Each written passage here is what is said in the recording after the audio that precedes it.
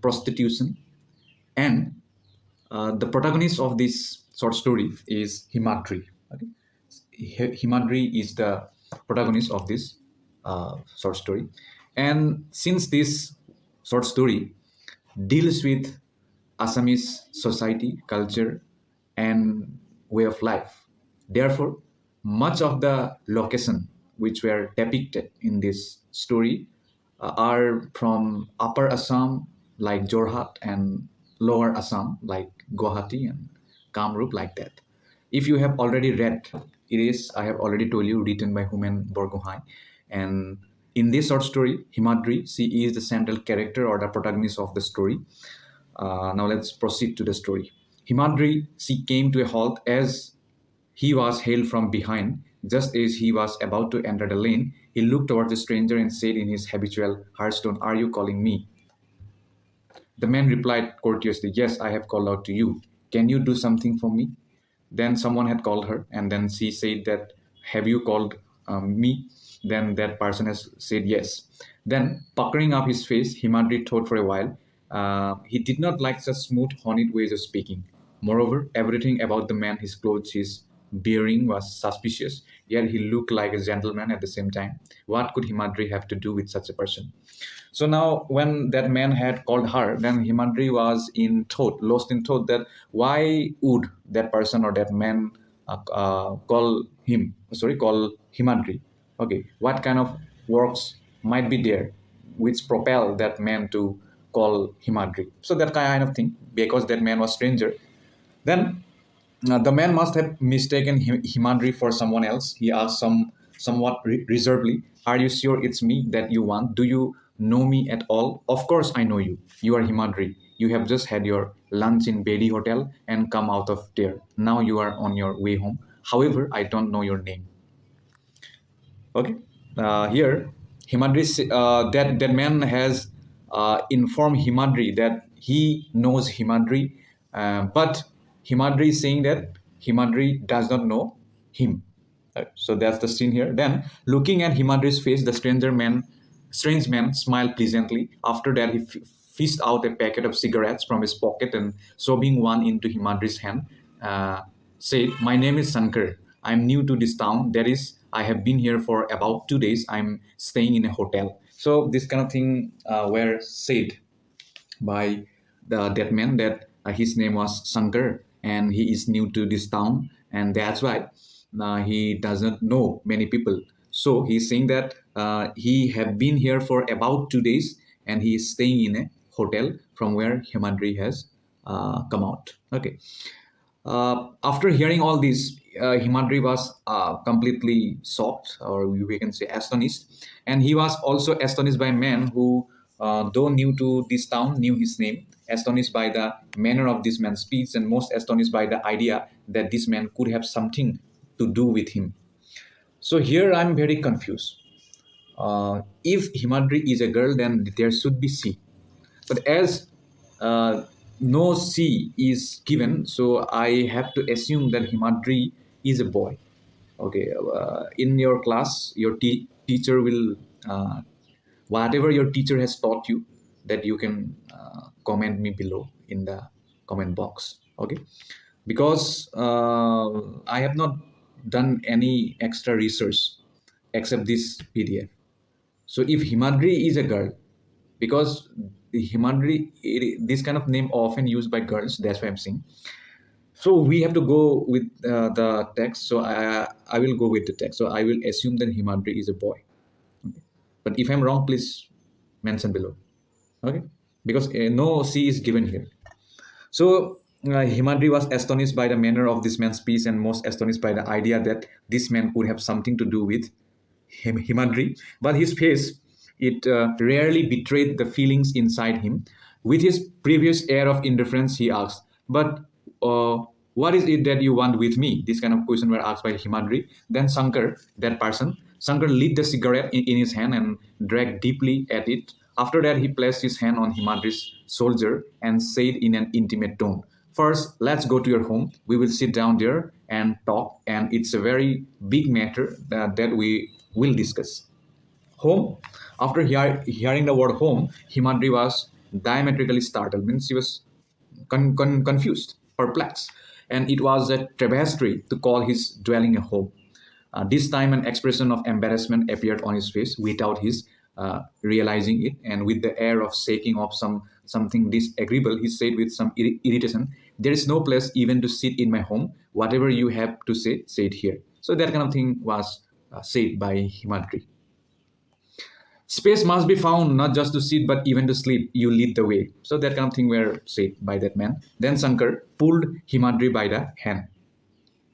It was really amazing. What was the man's motive? A vague suspicion started to flicker in Himadri's mind as they made their way through the dark alley. What if the man stabbed him from behind? He tried to remember all the enemies he might have. Suddenly, he was greatly startled by the sound of a man falling down just behind him. Did someone stab Shankar in the back instead? Turning around, he saw that Shankar had lost his footing in the mud while advancing almost blindly through the darkness. Gripping Shankar's hand, he gave a forceful tug to make him get up. After they had traversed the dark alley, that divided two huge two-story buildings, they reached the basti. As Himadri stopped there, Shankar also had to come to a stop. Then he said that, "Why don't you tell me frankly what your agenda is?" asked Himadri after abruptly turning to face Shankar. "I am not in the business of pimping, let me tell you." Shankar tried to come up to terms with Himadri's suggestive language as he cast a glance in the direction of the dilapidated sentries of the squalid basti. Then the moon was up in the sky, and the unbearable stench of excreta from the latrine at one corner and from the pit comes to him. An old man was sleeping on a gunny sack he had laid down on the ground. Disease had disfigured his body, and it seemed as if poison oozed out from every pore of his body. Shankar felt his heartbeats almost cease at the corrosive smell of that poison. Suddenly, he gave a start as there was a ripple of a woman's laughter all around. He had never heard laughter like this before in his life. In the waves of that laughter, a thousand fragments of some intensely sordid grief shone his face for an instant. "Himadri," Shankar spoke up after quite a while, "I have come seeking shelter in your house for a few days. I will gradually reveal to you the rest of my identity. Let this night pass by." There was a quick change of expression on Himadri's face, subjecting Shankar to a head-to-toe appraisal. In the moonlight, he stood contemplating for some time. After staying like that for a while, he said softly, "I really can't fathom, means understand what you are up to. Truly, you have completely taken me by surprise. All right, let's see." Himadri stayed in a corner room of a three-room house at the edge of the slums. Opening the door and lighting a candle, he called to Shankar to enter. Bending his body, Shankar somehow squeezed himself in, and there was no other furniture in the room apart from Himadri's bed. A rope was hung on one side from which dangled Himadri's clothes, indicating the bed. Himadri looked at Shankar and said, "Sit down." Then Shankar sat down as bidden, means as he said. Himadri took off his dirty trousers and shirt and put on lungi. After that, he looked towards Shankar and said, "Did you have anything to eat? I have my meals in the hotel, as you know." He wanted to say something more, but Shankar said, "Don't get hassle. I have eaten. I know all about you. What do you know about me?" A trace of anger and resentment appeared on Himadri's face.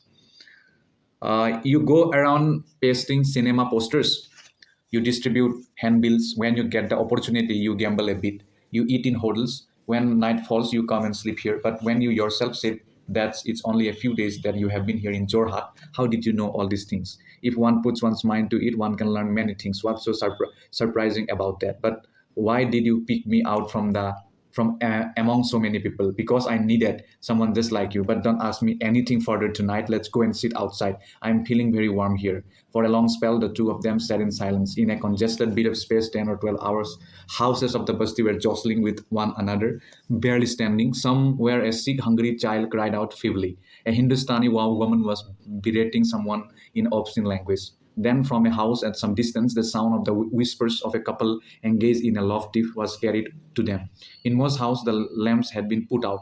Perhaps the people had fallen asleep. Then Shankar quietly glanced in Himadri's direction. It seemed as if the latter's gaze was going out into the distant void in search of an undiscovered star. Unless he took the initiative, there was no hope of Himadri opening his mouth. Following his gaze, Shankar had also looked at the sky. The moon was now right overhead.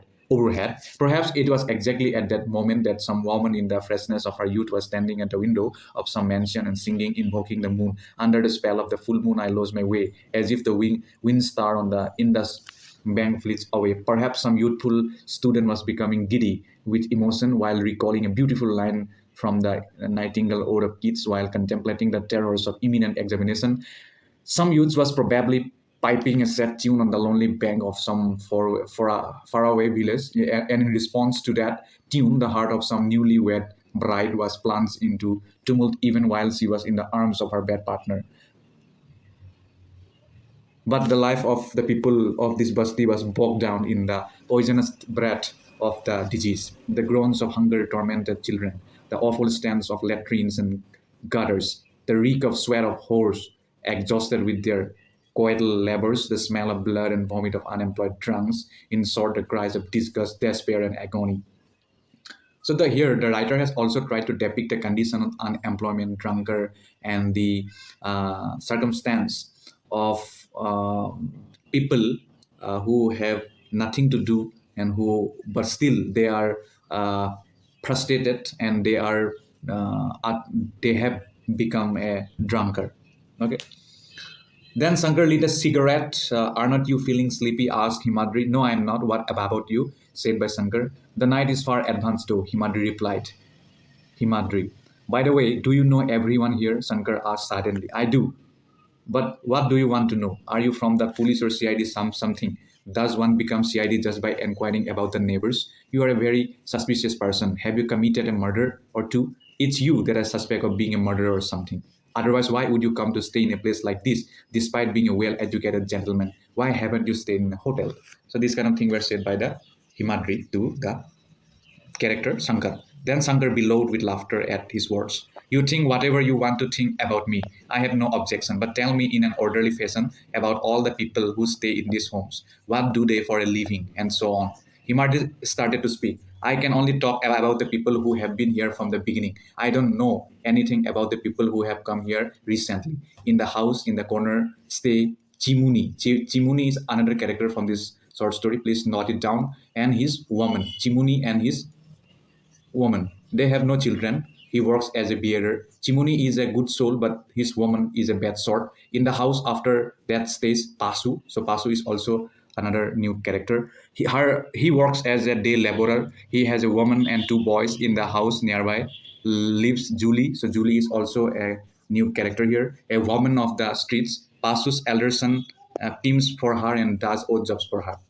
So that's it for this video, and in next video we will try to learn more.